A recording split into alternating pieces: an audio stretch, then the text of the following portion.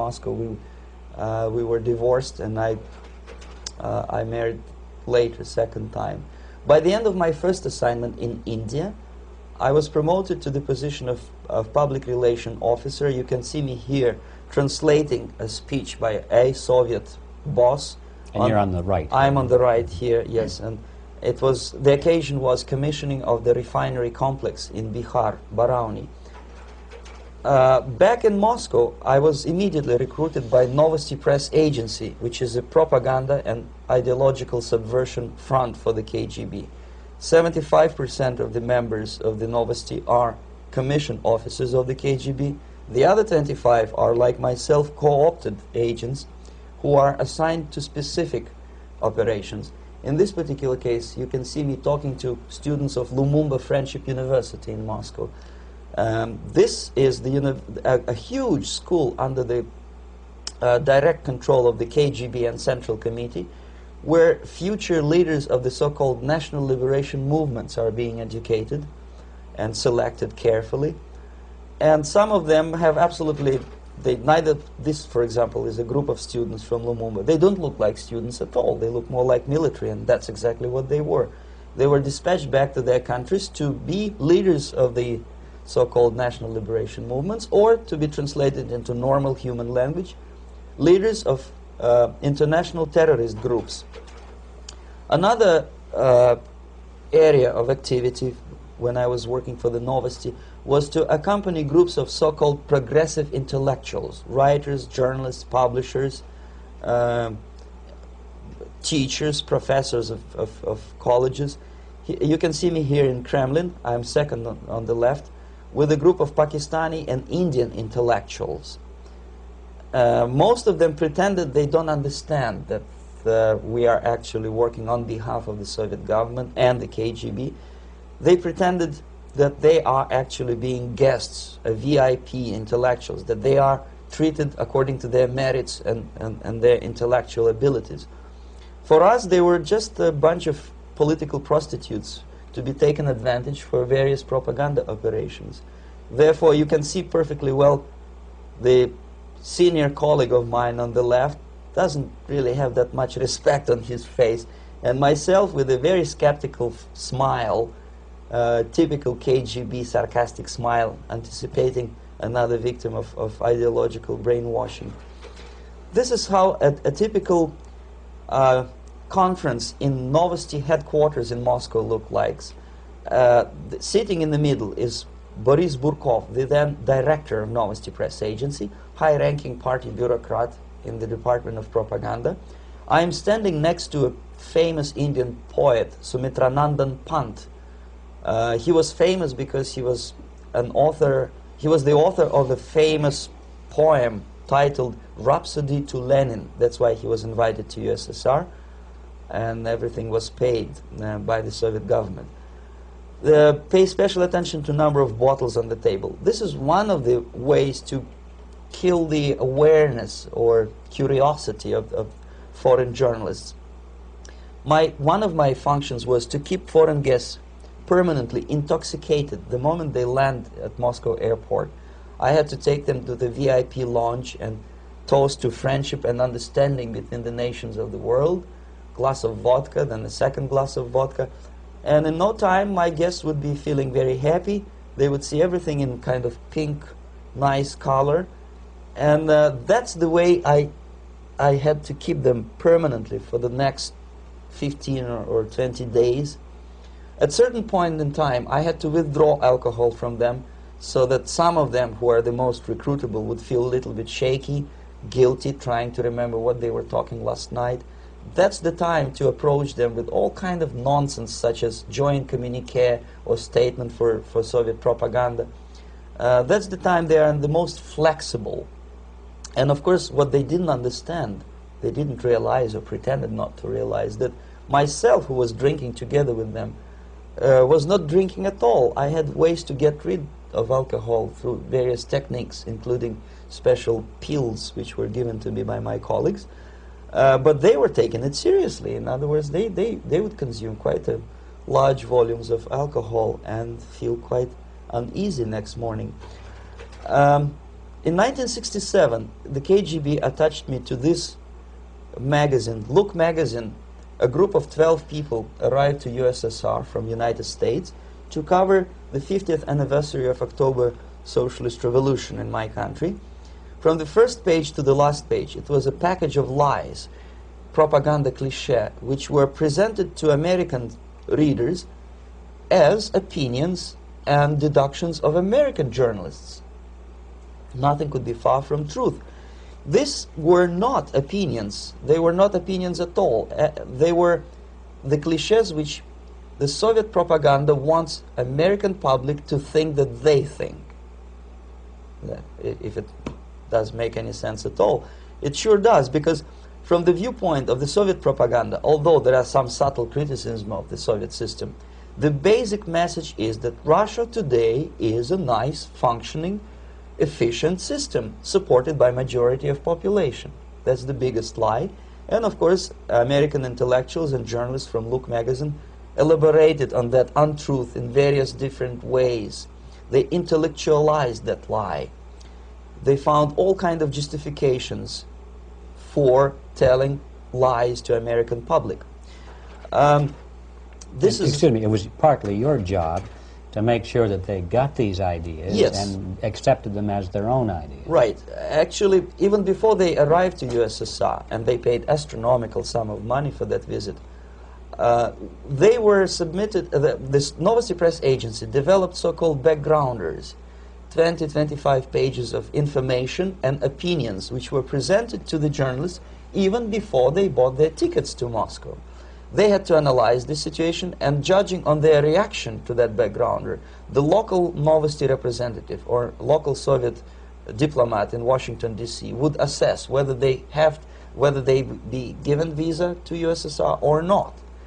So they were selected ahead of time. Oh yes, they were pre-selected very carefully, and there is not much chance for honest journalists to arrive to USSR and to stay there for 1 year and to bring this package of lies back home. This, for example, is a centerfold of the Look magazine.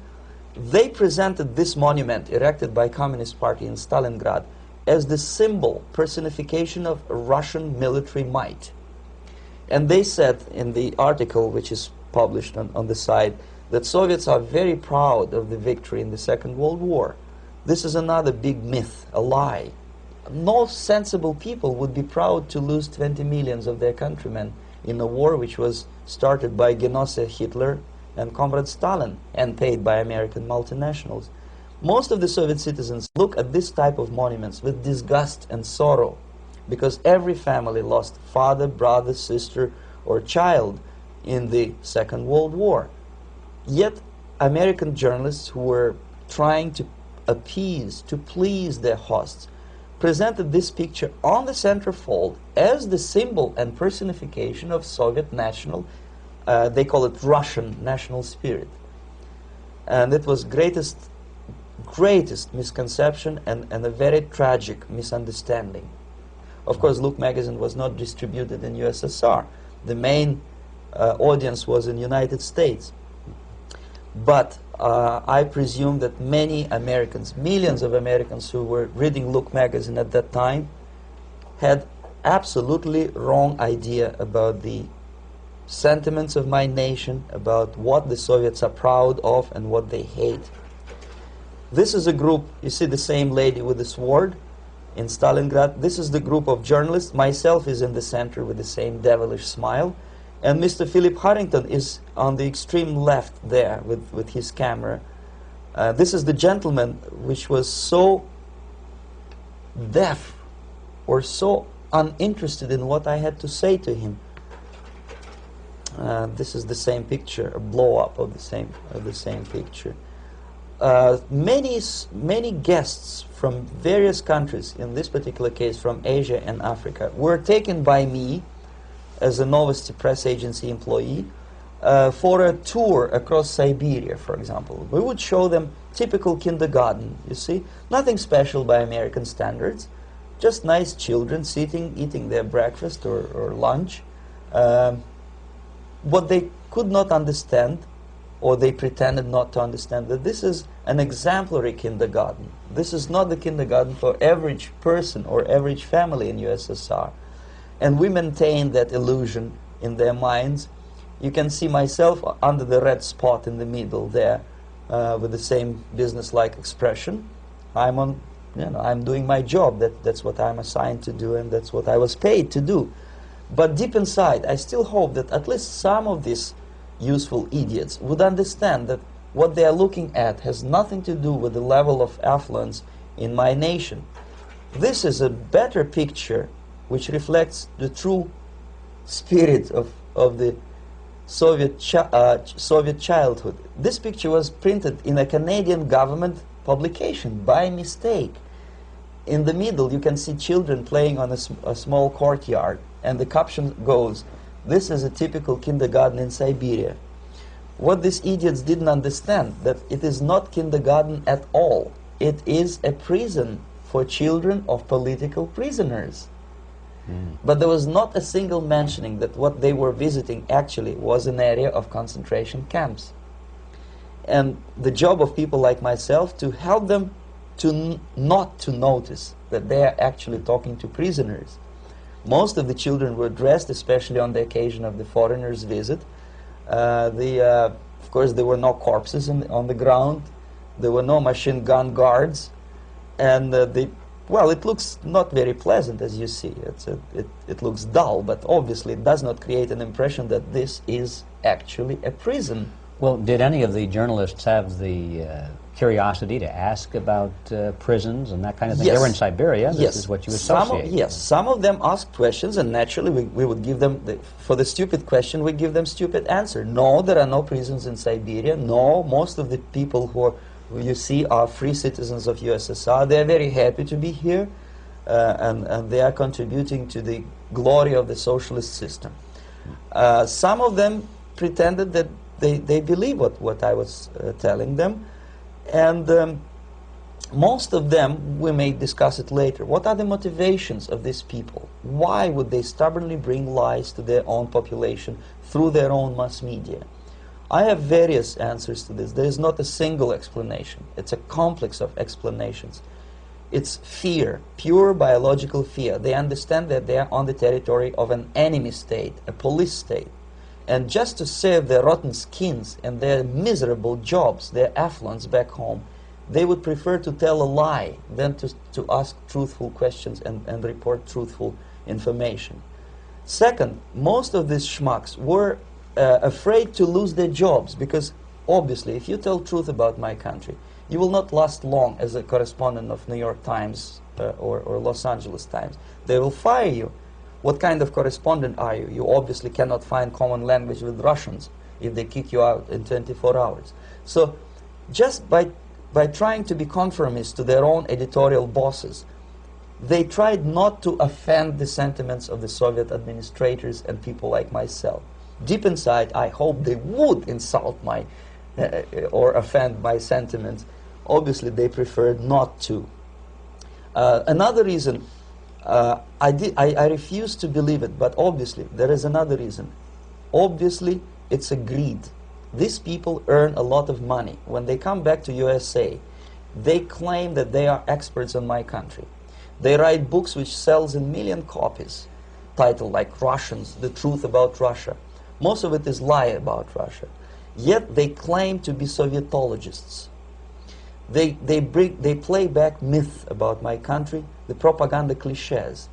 Yet they stubbornly resist the word of truth. If a person like Solzhenitsyn is either defecting or kicked out of USSR, they try all their best to discredit him and to discourage him. I don't have much chance to appear on national network with a true story about my country.